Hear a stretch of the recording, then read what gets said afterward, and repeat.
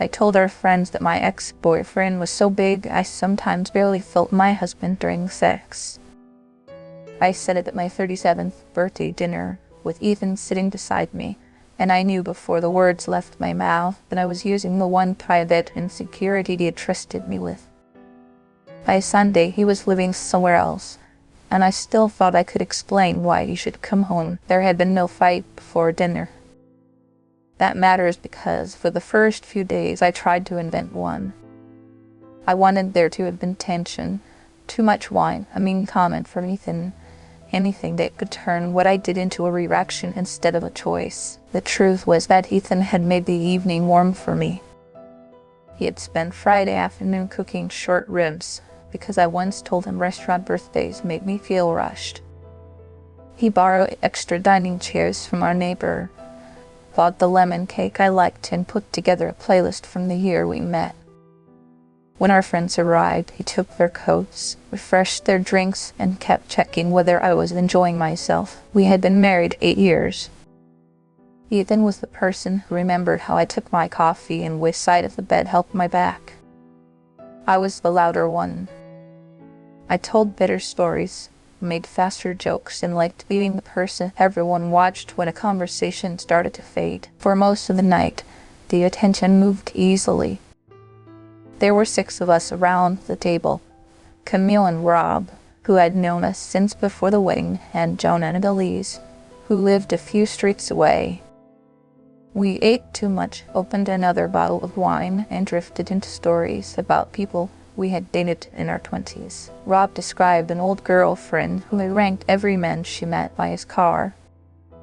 Camille said Mara has all of you beat. She dated that musician who treated every grocery store like a stage. They meant Khaled, a boyfriend I had dated for less than a year before Ethan. I told 2 harmless stories about him. Everyone laughed.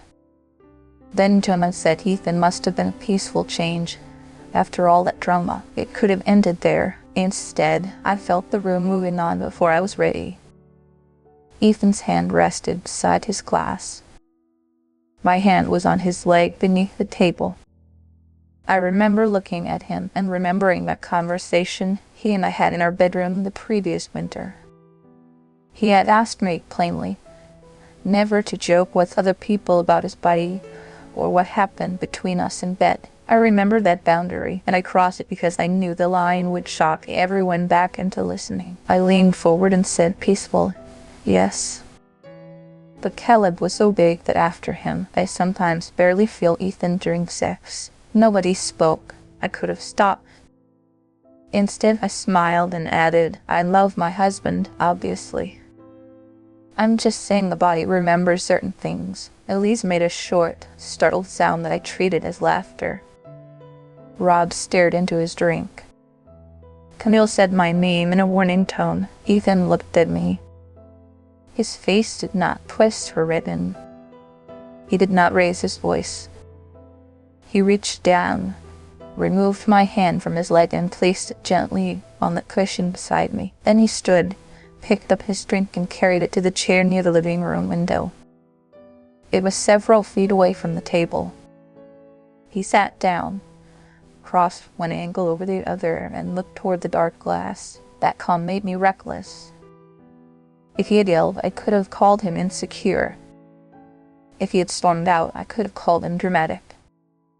Instead, he gave me nothing to push against, so I kept trying to turn cruelty into comedy. Oh, come on, I said. It was one joke. Ethan knows I chose him. Jonah said, Mara, let it go. I laughed again, but nobody joined me. Ethan remained in the other chair. He took one sip from his glass and set it on the little table beside him. The dinner never recovered. Camille started clearing plates, although I had told everyone to leave them. Rob asked for their coats before dessert. Elise hugged me quickly and then walked over to Ethan. I could not hear what she said. He nodded once and opened the door for them. After the last guest left, I found Ethan rinsing his glass in the kitchen. I said, Are you really going to punish me? All night. He turned off the water. I'm not punishing you. You moved away from me in front of everyone. Yes, because of one stupid sentence. He dried his hands and looked at me with the same contained expression he had worn by the window. No, he said. Because I finally believed you. I asked what that was supposed to mean. He said he did not want to talk while I was still trying to win. Then he took a blanket from the hall closet and slept in the small office. I stayed awake in our bedroom, furious at how easily he had made me look cruel. That was still how I framed it. I did not think I had been cruel. I thought he had failed to help me look like I wasn't. On Saturday morning, Ethan was gone before I got up. His running shoes were missing, but everything else looked normal. His coffee mug sat clean on the drying mat. The leftover cake was covered in the refrigerator. He had even reset the thermostat before leaving. I sent Camille a message asking if she thought Ethan had overreacted. She answered no. I called her immediately. She let it ring twice before answering. I told her I had been tipsy. I said the conversation had become competitive. I reminded her that she and I had made jokes about sex before.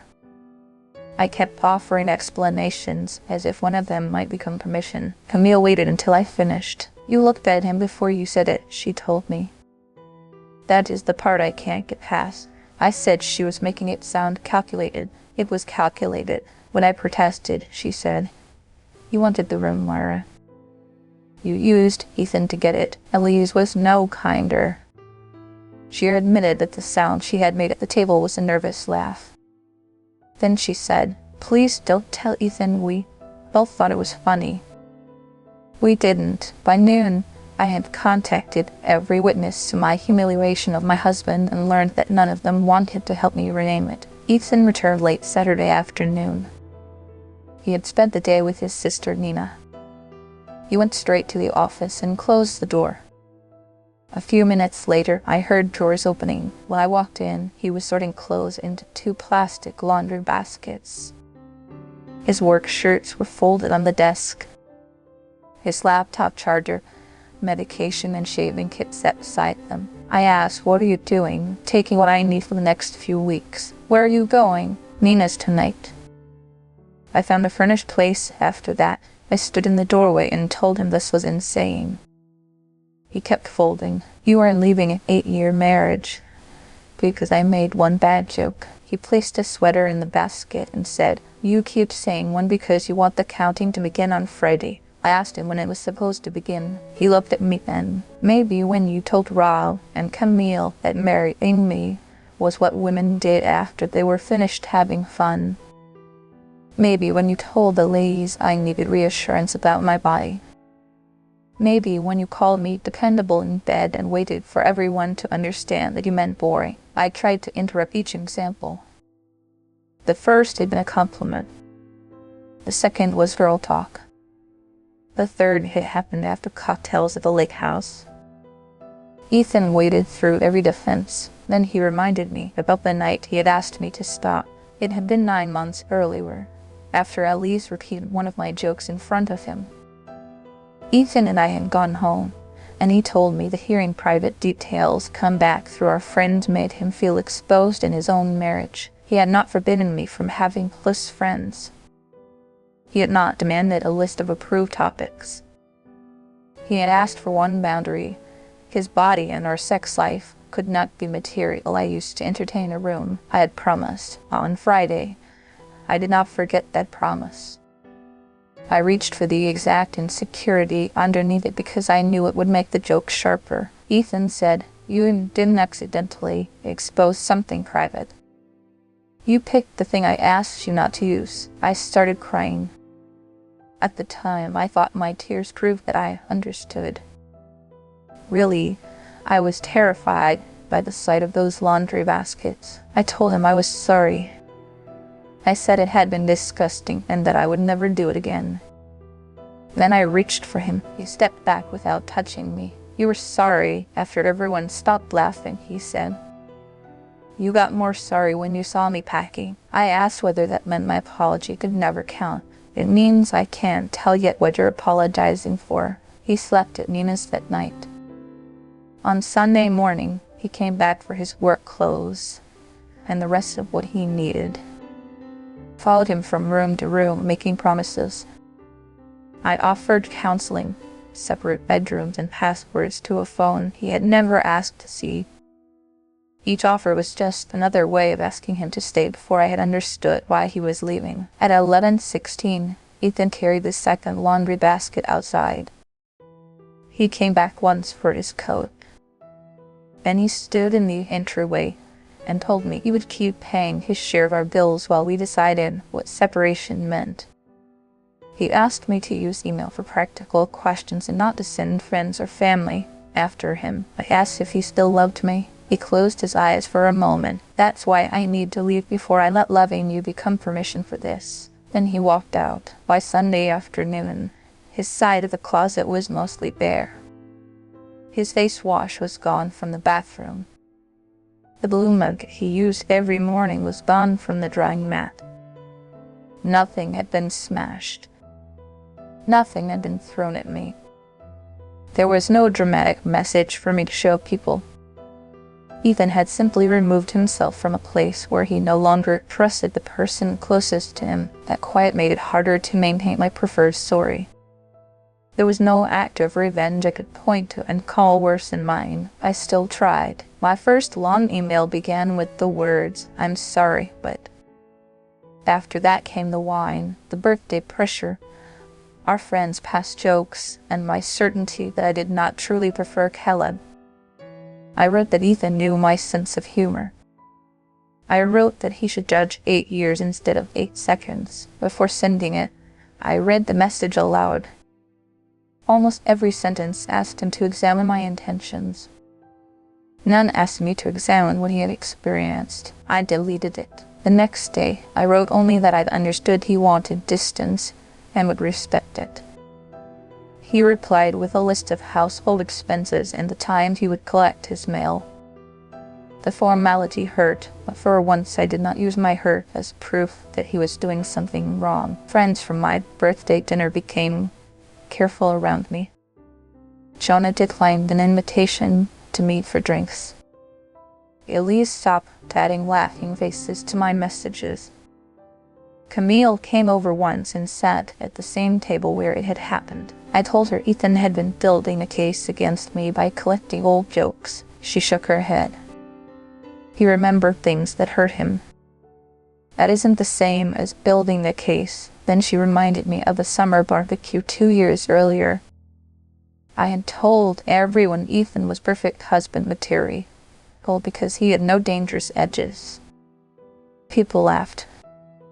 On the drive home, he asked whether I actually respected him or only found him useful. I had kissed his cheek at a red light and told him not to be ridiculous. Camille said, "You always made him pay for being hurt by making him embarrassed that he was hurt." That sentence stayed with me because I could see it. I saw every time Ethan had gone quiet, and I had treated the quiet as an inconvenience. I saw how often I called him sensitive, when what I meant was unwilling to absorb one more insult gracefully. The birthday comment was worse than the earlier jokes, but it had not come from nowhere. I had spent years teaching myself that anything became harmless if I smiled while saying it. Ethan had spent years learning that objecting only gave me a second joke. A week after he left, I sent a message to the birthday group. I wrote, "What I said about Ethan at dinner was cruel and deliberate." Ian asked me before not to share or joke about private details from our sex life, and I used that exact subject because I wanted a reaction from the room. He did not leave over one joke. He left after a pattern I kept dismissing. Please do not contact him for me, defend me to him, or ask him to forgive me. If I gave you a softer version afterward, this is the accurate one. I stared at the message for several minutes before sending it. Part of me wanted to add that I loved him. That was true, but it would also have shifted the attention back toward my pain. I sent the correction without it. Elise replied that she appreciated me saying it plainly. Rob wrote that he regretted not stopping the conversation sooner. Camille sent a heart. Jonah did not respond. I did not forward their replies to Ethan. The correction was not a receipt I could exchange for his return. 2 weeks later, Ethan asked to meet at a coffee shop between our offices. He looked tired but composed. He told me he had signed a 6-month lease on a small apartment. The separation, he said, was not a tactic and did not come with a test I could pass quickly. I told him about the group message because he asked why Rob had apologized. Ethan listened. Then he said that was the first apology that sounded like it was about what you did instead of what you wanted me to do next. For one reckless second, hope rushed through me. I nearly asked whether that meant he was coming home. Instead, I asked what he needed from me now. Consistency, he said. From a distance, I nodded. He told me the public correction mattered, but it did not return privacy to what I had exposed. It did not erase the moment when he realized that the safest things he had told his wife could become ammunition if she wanted to laugh badly enough. He said he did not know whether he could be married to me again. This time, I did not ask him to soften the sentence. Our contact since then has been ordinary. We exchanged emails about insurance, utility bills, and mail. Once, he asked where we kept the warranty for the dishwasher. I answered without adding that I missed him. Another time, he dropped off a package delivered in his name. He stood outside rather than coming in. I have apologized to him without asking for a timeline. I have also stopped offering versions of the story that make me look merely foolish. When someone asks why we separated, I say that I publicly humiliated my husband with a private sexual comparison after he had already asked me not to use our intimate life for jokes. Some people look uncomfortable. I let them. I used to believe accountability was the speech that made the injured person recognize how sorry I was. Now I know it can be much less satisfying. It can mean telling the truth when the truth does not improve your chances. It can mean correcting the room even when the person you hurt may never sit beside you in that room again. Ethan has not come home. He has not promised that he will. The chair he carried his drink to on my birthday still sits near the window. My chair remains beside the dining table where I left it after everyone went home. I no longer move either one to make the room look whole. What remains is the ordinary empty space between our chairs.